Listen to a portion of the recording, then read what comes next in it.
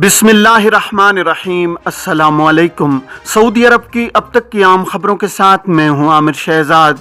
अगर आप भी सऊदी अरब के हालात वाक़यात से बाखबर रहना चाहते हैं तो वीडियो को पूरा देखिएगा। बढ़ते हैं खबरों की जानिब और शामिल करते हैं आज की पहली खबर।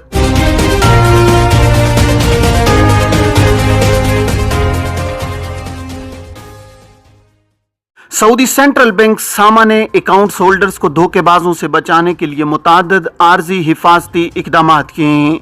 अल इक्तिसादिया के मुताबिक सामा ने बैंक सेक्टर के इस्तेहकाम और बैंकों पर अकाउंट्स होल्डर्स का एतमाद मजबूत करने के लिए कई इक़दामात किए हैं। सामा ने बयान में कहा है कि हालिया अय्याम के दौरान अकाउंट्स होल्डर्स के खिलाफ जालसाजों की सरगर्मियों को मद्देनजर रखते हुए मजीद हिफाजती इक़दामात किए गए हैं।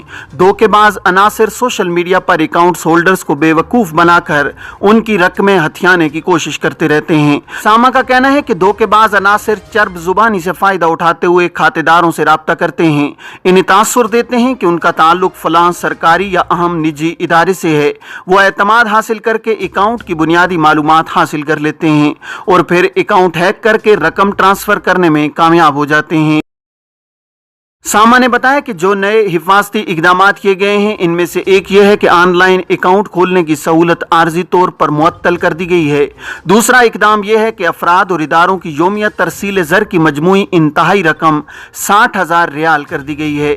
इससे ज़्यादा रकम एक रोज़ में मुंतकिल नहीं की जा सकती। ताहम बैंक से दरख्वास्त करके 60,000 रियाल से ज़्यादा की रकम ट्रांसफ़र करने की सहूलत तलब की जा सकती है। सामा ने अकाउंट्स होल्डर्स को हिदायत की है कि वो धोखेबाजों के जाल में न फंसें। बैंक अकाउंट और निजी मालूमात खुसूसन खुफिया नंबर किसी भी हालत में किसी भी शख्स को न दिया जाए। तजर्बाती मुद्दत के दौरान कफील ने खुरूज निहाय लगा दिया, कैंसल हो सकता है या नहीं। सऊदी अरब में गैर मुल्की कारकुनों के हुकूक का तहफ़्फ़ुज़ वज़ारत इफ़रादी क़ुव्वत की जिम्मेदारी होती है। वज़ारत की जानिब से आजिर और अजीर के मामलात को बेहतर रखने के लिए कवानीन वज़ा किए गए हैं, जिन पर अमल करना फ़रीक़ैन की जिम्मेदारी है। मुकर्ररा कवानीन के तहत कारकुनों को नई मुलाजमत शुरू करने से कबल तजर्बाती मुद्दत से गुजरना होता है, जिसका मकसद आजिर और अजीर दोनों के हुकूक का तहफ़्फ़ुज़ है। तजर्बाती मुद्दत दो मरहलों पर होती है।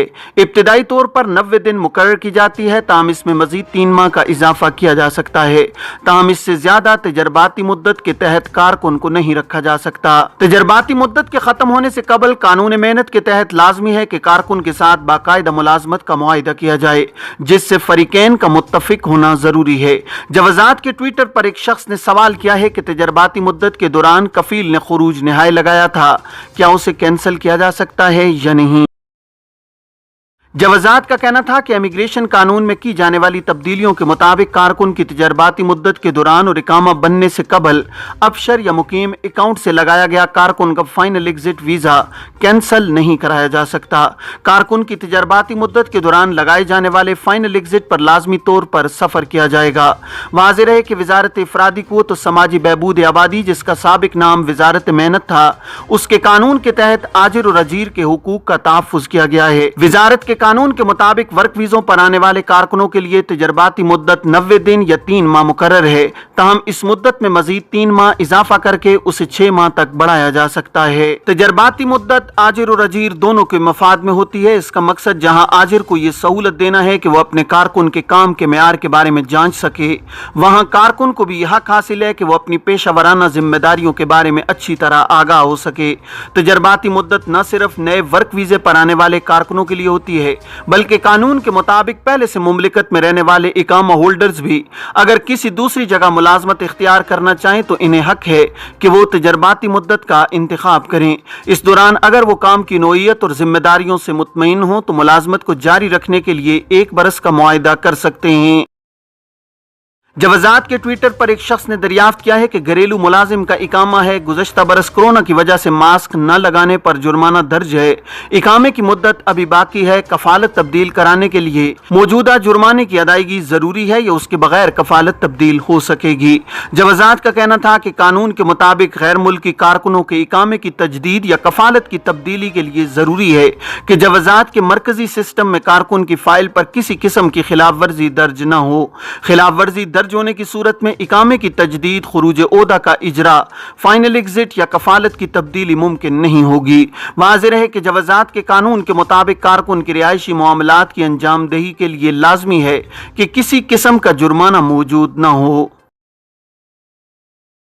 8 ماہ کے دوران لیبر کورٹس میں 25,500 کیسز نمٹائے گئے۔ سعودی وزارت انصاف نے کہا ہے کہ گزشتہ 8 ماہ میں لیبر کورٹس میں 25,500 کیسز نمٹائے گئے ہیں۔ یہ تعداد گزشتہ برس کے مقابلے میں 20% زیادہ ہے۔ الاقتصادیہ نے وزارت عدل و انصاف کی جانب سے جاری اعداد و شمار کے حوالے سے بتایا ہے کہ ریاض ریجن میں 8,391 مقدمات نمٹائے گئے ہیں، جن کا تناسب 32.9% ہے۔ جو مقدمات نمٹائے گئے ان میں سب سے زیادہ ماہانہ اجرت کے رہے، جبکہ دوسرے نمبر پر واجبات اور حقوق کی عدم ادائیگی کے مقدمات تھے۔ مکہ ریجن کی لیبر کورٹس میں نمٹائے جانے والے مقدمات کی تعداد 7,228 رہی، جبکہ مشرقی ریجن تیسرے نمبر پر رہا، جہاں لیبر کورٹس میں آنے والے مقدمات 5,235 رہے۔ چوتھا نمبر مدینہ منورہ ریجن کا تھا، جہاں نمٹائے جانے والے مقدمات کی تعداد 1,507 تھی۔ اسیر ریجن میں 799، قسیم میں 620، جزان 514، تبوک 387، حائل 224، نجران 188، الباحہ 141، الجوف 120 اور حدود شمالیہ ریجن میں 71 کیسز کا فیصلہ ہوا ہے۔ عمرہ زائرین کے لیے مفت پارکنگ، مسجد الحرم میں 2500 CCTV کیمرے نصب۔ سعودی عرب میں ٹریفک پولیس کا کہنا ہے کہ رمضان میں مملکت کے مختلف شہروں سے عمرے کی ادائیگی کے لیے آنے والوں کی سہولت کے لیے فراہم کی جانے والی پارکنگ کی کوئی فیس نہیں ہے۔ پارکنگ کی سہولت مفت فراہم کی جاتی ہے، تاہم توکلنا یا اتمرنا ایپ پر عمرہ پرمٹ کا حصول لازمی ہے۔ پرمٹ کے بغیر کوئی شخص احرام میں مکہ نہیں جا سکتا۔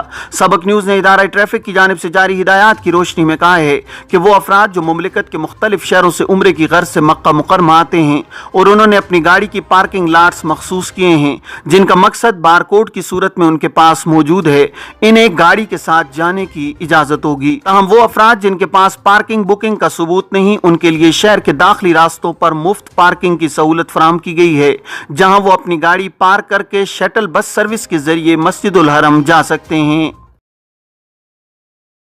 جدہ ایئرپورٹ کے لیے ایکسپریس بس سروس کا آغاز کر دیا گیا۔ سعودی ٹرانسپورٹ کمپنی کی جانب سے جدہ میں ایکسپریس بس سروس منصوبے کا آغاز اتوار 10 اپریل سے کیا گیا ہے۔